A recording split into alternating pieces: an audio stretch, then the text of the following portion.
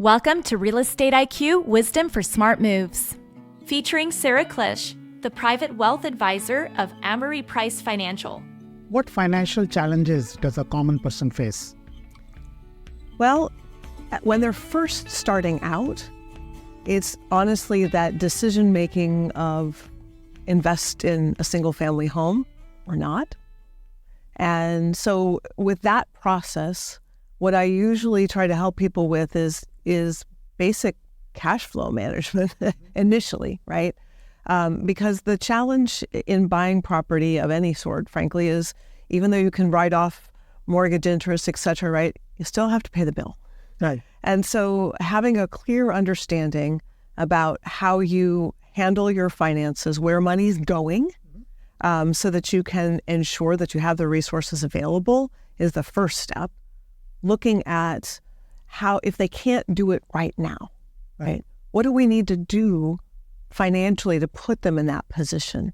Is it, borrowing money from a down payment from family, if that's an option, right? Is it working a couple of more years, and if they're in tech, utilizing restricted stock units, right, or employee stock purchase plan, right?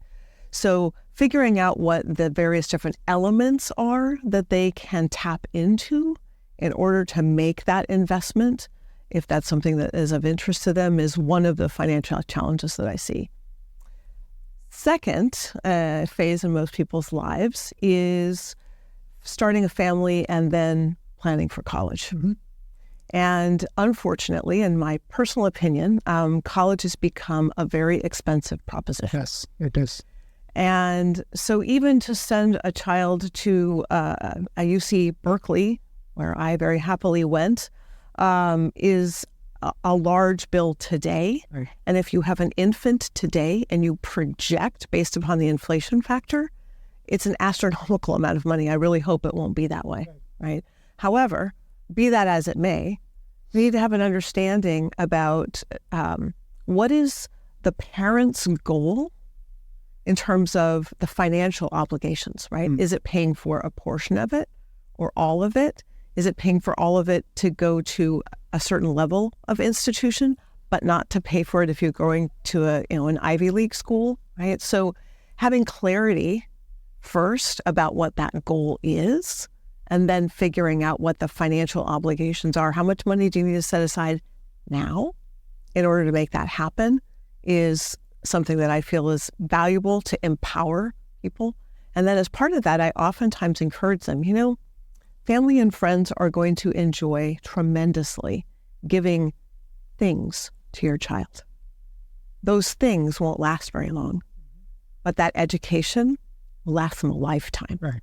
So if you, in your heart, as a parent, can communicate to those people, okay, give them something small, but contribute to their college education fund, that's a great way to get kind of everybody invested, not meaning the pun, but it is true, but also make an impact for that child that will last them a lifetime.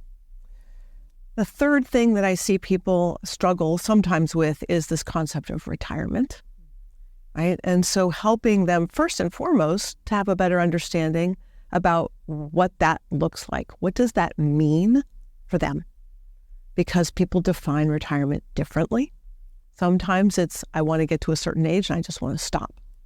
Sometimes it's, I don't really ever envision myself not working anymore. I just want the financial flexibility to not have to do so, right? So first it's helping them define what that looks like. Then that helps to inform what kind of monetary goal we have out in the future.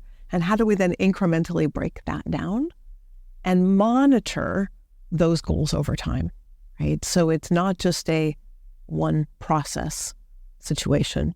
It's being able to check back in on a periodic basis to make sure that you're still on track. And if you're not on track, what's the thing we have to do?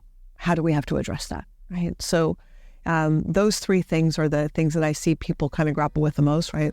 Purchasing their first home, sending a child to college, figuring out retirement are three big financial elements that I can help people focus on and move the needle forward and help them get to where they want to be. Check the full episode on our YouTube channel and on Apple Podcast.